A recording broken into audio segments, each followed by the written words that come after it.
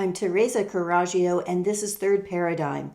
Today, I'm following up on my Robert Malone video because since I posted it, a journalist named Fintan Dunne contacted me and did an interview which aired on Sunday. Later that day, Robert Malone posted something called Controlled Opposition Black Propaganda. And so on my Substack essay, I go into detail about the interview and just the questions that I wanted to put in an order there. And then I also answer some questions from Robert Malone's recent post, in which he and a colleague categorized different types of propaganda, and then his colleague raised 3 different points, which included a question that I'd like to address. So mostly I'm going to be reading from that essay here and trying to go into a little more depth about what these issues are. And I want to make sure that I get this right because these are legal matters. And so we need to make sure that it's not just speculating and talking off the cuff, but that this is something that we're doing in a way that's very systematic. Let's get started. The term I'm using for Fintan Dunne is conspiracy researcher. And that's a term that I'm coining because I'm sure that everyone in this audience knows that the term conspiracy theorist was developed as a psyops by the CIA in response to people who were questioning the official narrative of the JFK assassination. Now, recently, I watched a very long documentary, and if I remember the name, I will post it in my Substack, but it looked at even the Grassy Knoll and the Oliver Stone video as being, wittingly or not, another psyops, another form of controlled opposition in order to divert from the real story. The real story, according to the evidence that they present, included a really bungled job that included a man in a sewer under the cover, a dead body that was a stunt double, obviously not a voluntary role, and then also Woody Harrelson's dad. So if, based on just what I've told you, you decide whether you believe this or whether you don't, either way, you would be gullible because you don't have the evidence yet. You haven't looked at the details in order to decide for yourself what you think is true. I don't think that we should ever believe. In many of my videos, from geopolitics in Ukraine to ultimate reality, I say that belief is making up your mind about something in advance of the facts. It's something that just puts up a shield against finding out what's really happening through your experience or through other research. Now, in different of my episodes, like the reality puzzle and the propaganda playbook, I look at different rules for how you can decide how much credibility to give something. But it should never be all the way over on, yes, I believe everything that someone says. It should always be within certain parameters unless new information shows up. But while I have rules to decide what facts to entertain as more or less true and the logic in order to put those together, I never judge someone's character. Because if you've seen my videos on socio-spirituality, I believe that we all have an equal role to play in what I believe is happening sooner rather than later, which is awakening to our one self, to the recognition that we are all one. And any time that I'm judging someone else's role, what I'm doing is fixing them in that role. I'm making them and the role that they play in this noisy dream the same thing, rather than recognizing that everyone is playing a role. Every figure in the dream is me and is you. And we're all playing out something that is going to lead us to the best possible conclusion. And so I don't think that we should ever be judging another person. What I'm concerned with is, what is it that we're being distracted from? I'm interested in the ideas, not so much the people. But one of my rules of thumb is that anytime we're being told that we can't talk about something, that's exactly where we should look. And so there's more at stake, I believe, in this lawsuit than an insult to Robert Malone's character. I think what this is doing is saying there are certain things that you can't talk about. If I look at other conspiracy researchers, I think a prime example is Robert F. Kennedy Jr. in his book, The Real Anthony Fauci, which is a consummate example of conspiracy research, otherwise known as journalism. So if we say that you can't talk about anything that you can't prove, which is what Robert Malone has said on his article, is that if someone is making an allegation, they need to be able to prove it. Now, you can have facts, which the Breggins have done, which are all on the public record or things that Robert Malone has said himself. And you can draw implications from them, but the conclusions that they draw don't need to be the same ones that you do. They don't need to be something that can be proven. That's what journalism is.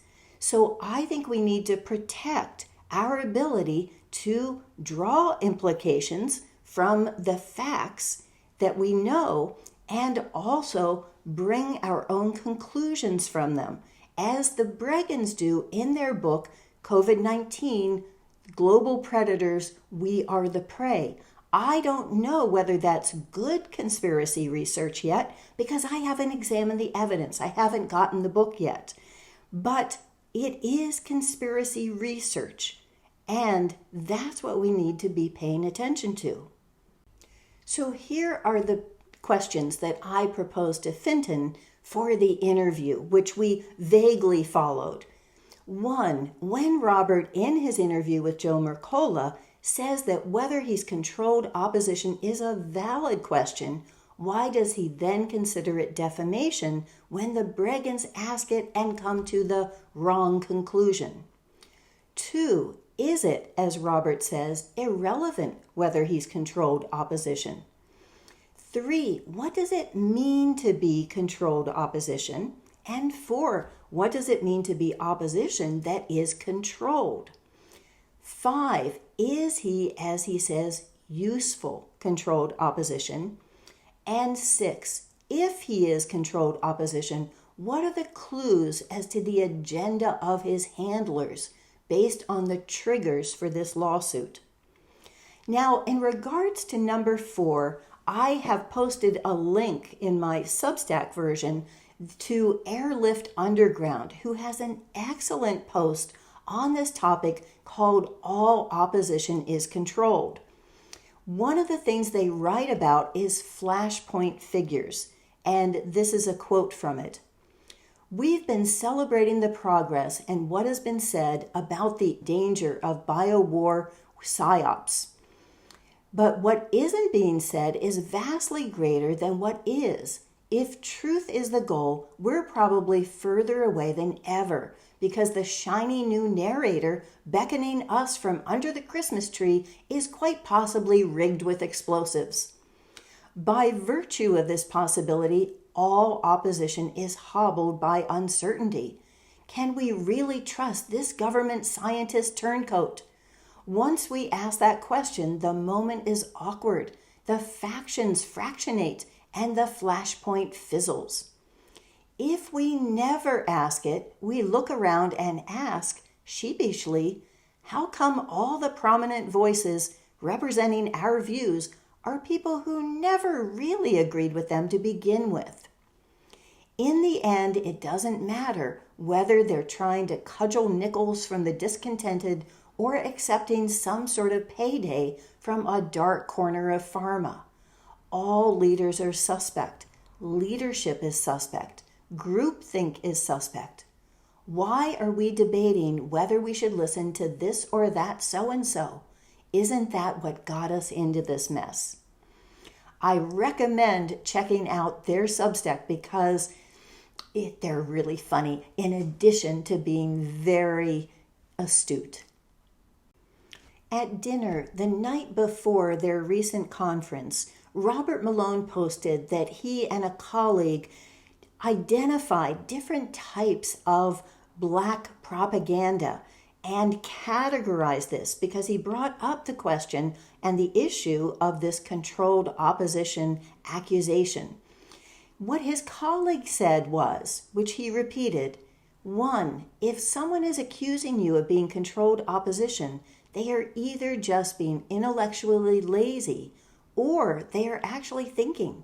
If they are really thinking for themselves, rather than just regurgitating someone else's accusation, then that is a good thing. 2, when the claim is made, ask the person what they imagine the end game, the objective of the accused is. In my case, Robert writes, do my accusers imagine that I am suddenly going to flip and try to entice those that follow me to take the mRNA jab? 3, in his opinion, at this phase, when we are seeing such clear evidence of infiltration, disruption, chaos, and the COINTELPRO strategies being deployed, each of us needs to ask ourselves, in every new interaction, physical or virtual, involving resistors to the COVID crisis narrative, is this person controlled opposition? If I were to speculate on what the answer to number 2 would be for the Breggins, I would definitely not see Robert's endgame as flipping and promoting the mRNA vaccines. That would be a very naive understanding of the role of controlled opposition. The Breggins' perspective from their book title is that the vaccines are one part of a global agenda of control and depopulation. The predators, as they call them, would certainly know that the rise in vaccine mortality was going to be noticed sooner or later and would spark some kind of uprising. How that problem was defined would need to be shaped by someone who's trusted within the opposition, ideally someone who's an expert, so the means can be condemned without extrapolating further to the ultimate ends or back to the initial instigators. The problem may be political, solved by a return of Trump, as Robert supports, although part of the defamation suit he claims against the Breggins is that they say that he voted for Obama and Hillary, which seems kind of odd and like things they would only say if at some point he had said them. Or the problem may be government corruption. Replace Fauci and it's fixed. The problem may be pharmaceutical corruption. Someone who's won billions in grants seems like a good candidate to tackle this. Or the problem may be gullible, fearful people a la Desmet.